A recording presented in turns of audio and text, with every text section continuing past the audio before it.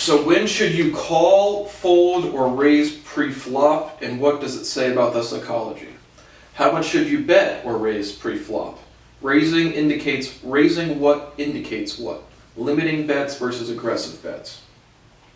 Obviously you would call a hand if nobody has raised the blinds or made a bet substantially out of your risk tolerance. And again, all of these things change. I'll be doing live streaming as well. This is just an overview of my strategy, and I'll be doing split screen playing real time to demonstrate all these things. But you should call pre-flop again if you accept the blinds, if you think your hand's good enough. Fold if your hand's just absolute garbage, or raise pre-flop.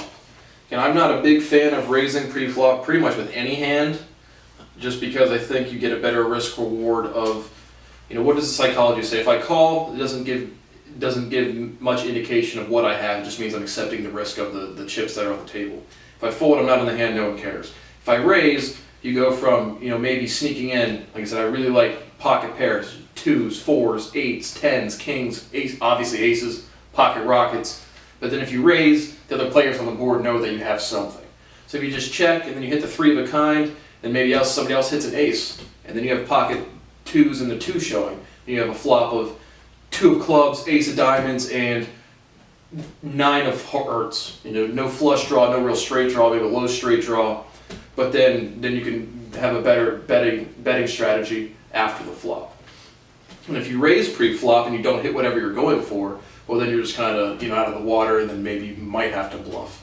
Again, I don't like to bluff much, but there's some times when it makes sense. So I think raising pre-flop definitely indicates the psychology of definitely having more cards, whereas then you can get a much better betting structure, taking down a bigger pot if you just call and let somebody else hopefully hit a little bit less than you and then bet from there. But raising what indicates what, even pre-flop, after the flop, any point in the game, really depending on the pot size. Like if you watch on TV, they'll say like a 3-bet or 5-bet. I'm thinking they're just going off of what's in the pot, just some fraction of the pot. But typically, to me, psychologically, anything over a 3-bet, triple the size, really indicates you have something big or you're going for an aggressive bluff.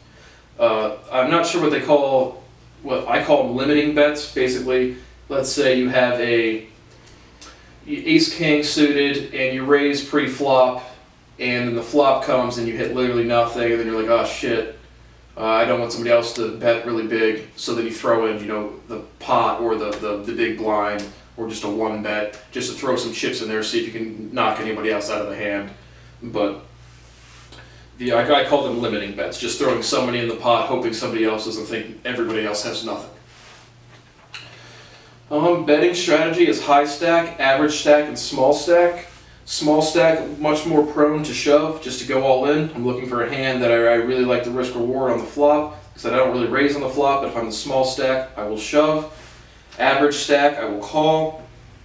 Raise sometimes if I have a really good hand. High stack is when you can apply the pressure. You can raise things more leniently because you have more chips. And again, like I said, you can't bluff a winning hand, so you put pressure on the smaller stacks and average stacks to really sit down and say they have to call and have to have the winning hand. So you're definitely raising and being more aggressive with your betting as the high stack. How do you bet with a winning hand to get the most out of your opponent? Really will have to be evidential, just examples of playing. But like I said, I don't like to raise. Even if you hit on the flop, it's most disciplined players will check if you hit something big. If you have pocket 2s and then you hit 2 king, so you have a full house on the flop, somebody might have triple kings. You really hope that somebody out there has the triple kings, and it's like, oh yep, 8 versus an ace king, he's got triple kings, high off card, and Billy's got nothing, so I'm going to bet. Then you give it a much better opportunity to raise substantially. So I think even if you hit a hand on the flop, the best way to get the most out of your again, just your typical, you hit something, maybe throw in the minimum bet to maybe look like you're limiting a bet, or value betting, I think sometimes they call it. But maybe Joe will call that. He thinks, okay, I'll call the triple kings versus the full house. I'll call that, and then you bet big after the river. It really just depends on what the hands are out there. When should you bluff and how to do it convincingly? Again, just a substantial bet, over a 3-bet, 5-bet. Shove all your chips in. But typically, the only time I bluff, or the only time I'd even raise, or bluff or raise pre-flop is if everyone else is folded and I'm the small blind and the big blind, because the big blind didn't see their cards before they put the chips in. So I'd raise that 1, 2, 3-bet, or if they just call and just bet after the flop, that typically can knock out the big blind will fold if they have literally nothing. Like I said, I'm never the guy that just shoves in willy-nilly. I don't like to play fast and loose, but because it's really just managing risk reward. You can't bluff a winning hand or out bluff a winning hand. Raising the big blind and calling as the small blind. Again, just said raising the big blind is an easy way to see if they have anything. Typically, the psychology of being the big blind is you'll just fold, snap check, snap fold. Just means on the computer you can literally, if you're betting around the table, you can click fold and it'll just hit when it gets to you, just fold instantly. But a snap check or a snap fold is just instant check, bet, fold. Calling as the small blind. Again, as the small blind, your psychology will be much more accepting of, because again, you're already into the hand a little bit, so you have to pay half the amount. Typically, you'll call more readily. Given the same hand twice, if you're the small hand, you're most likely going to call when you're the small blind. When do you call a raise, and when do you raise a raise?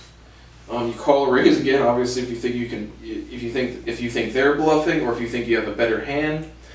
You raise a raise again for the same reasons. If you think your hand is noticeably better, substantially better, and again waiting for that initial bet. Again, maybe on that, again using the example of the pocket twos, flop you get 2 king king. Somebody has triple kings out there.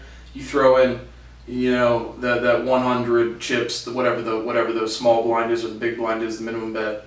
And then the dude with the 3 kings is like, oh, he's making a value bet, let's raise him. Then you can probably go in for a re-raise on that. And with a much better chance of the person who just raised you of calling you as opposed to folding. And again, it just depends on the size of the raise. The psychology of calling a bet versus making a bet. Making a bet is more aggressive, meaning you're saying, yep, there's no chips out on the table, I think I have the best hand, it's out there. Here's what I'm willing to risk.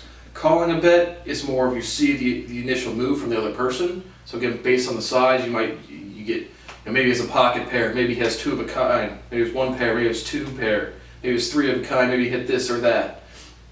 And so calling a bet is more of risk management, and making a bet, still risk management, but it's more of putting yourself out there, psychologically, how you feel when you're playing the game.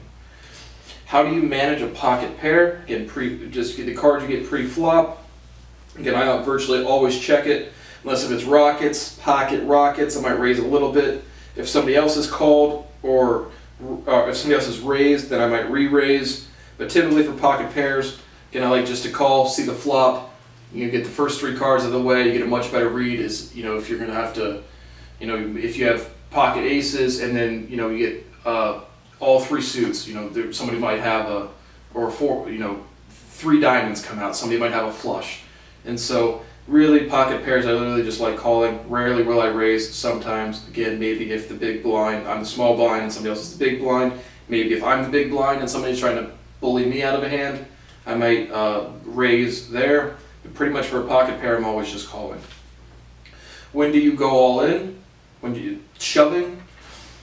If I'm the small stack, I will shove on the actual blinds. Only if I'm the small stack. And again, you're just looking for that hand, that ace 10 suited, ace king suited. You're bleeding out. And also talk about where you're at in the game is how many big blinds you have left. How many more hands can you survive? Because any poker tournament you're playing, you're going to want to get to the money first. Be in the money, be in the prize pool.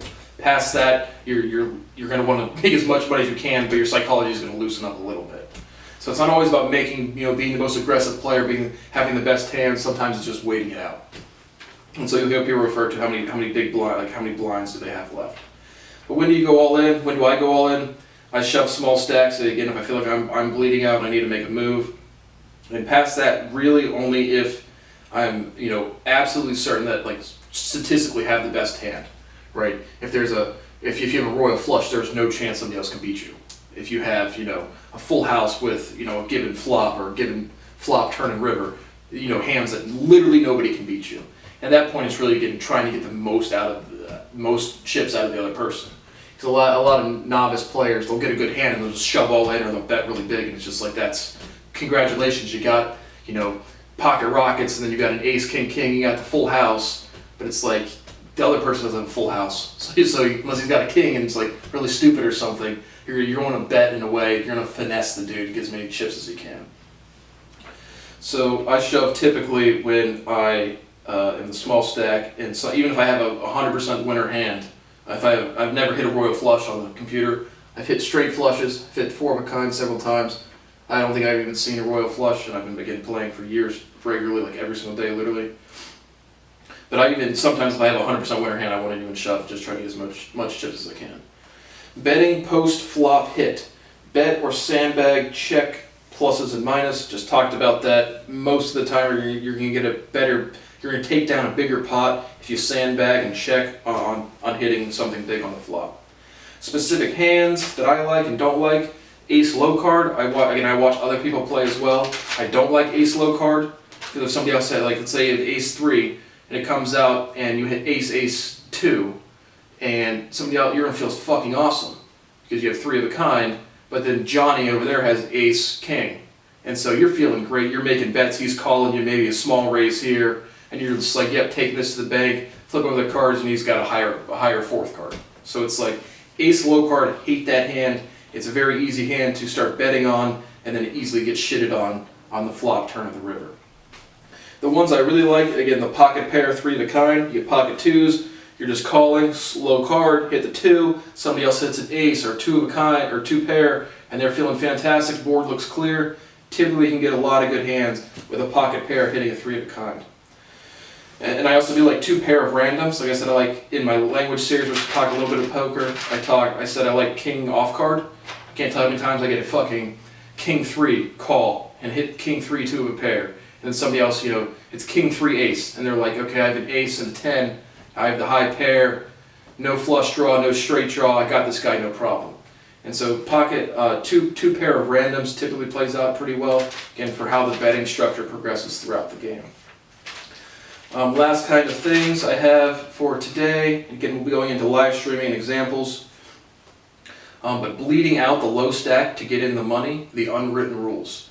Can't tell me times, again, I'll play tournaments where the top 3 people place, where the tournament's literally over, you like triple up, pay $3, make $9, or even the $1 games, it's like prize pools like $1.80, $2.50, and or $2.70, $4.50.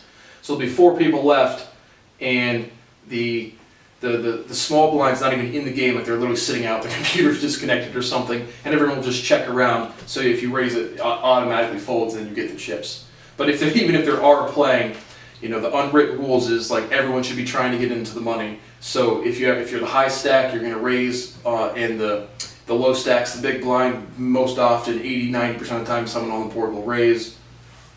But if you have the prize pool to get into the money, you need to knock out one dude. You'll see the betting structure change simply to bleed out the low stack. So try not to be that guy if you can.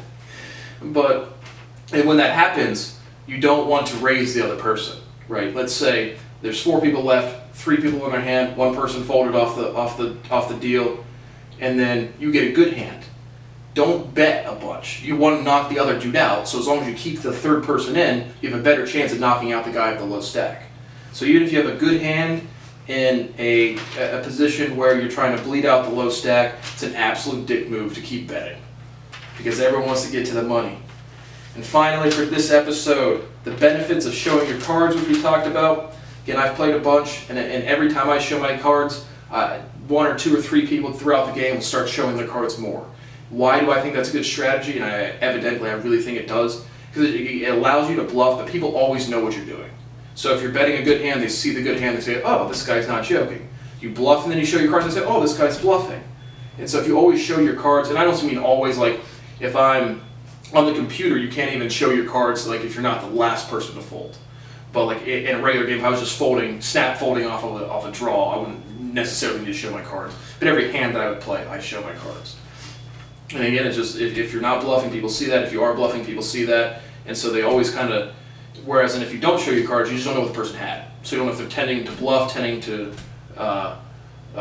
bet good hands. But if you do show your cards, whatever you do, you have a much better psychological chance of being successful of taking down the pot if you do the opposite, if you just switch it up a little bit, but you have to show your cards for people to know what you're doing.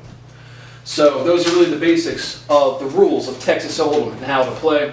Again, I have more strategy things. That's not a comprehensive list, but I'll just be playing games. Again, you still got to figure out how to double stream or like live stream. Can't be hard at all. Again, sorry for the beeping in the background. Maybe I'll get a studio one day or have human rights someday. Now I'm on like my 15th playlist of things. So that's how you play Texas Hold'em, and we'll be doing some live streaming. I'll just commentate the games and show you all the things I'm talking about in real time. So I hope you go play some Texas Hold'em, and I'll be doing this for other poker games as well. See you soon.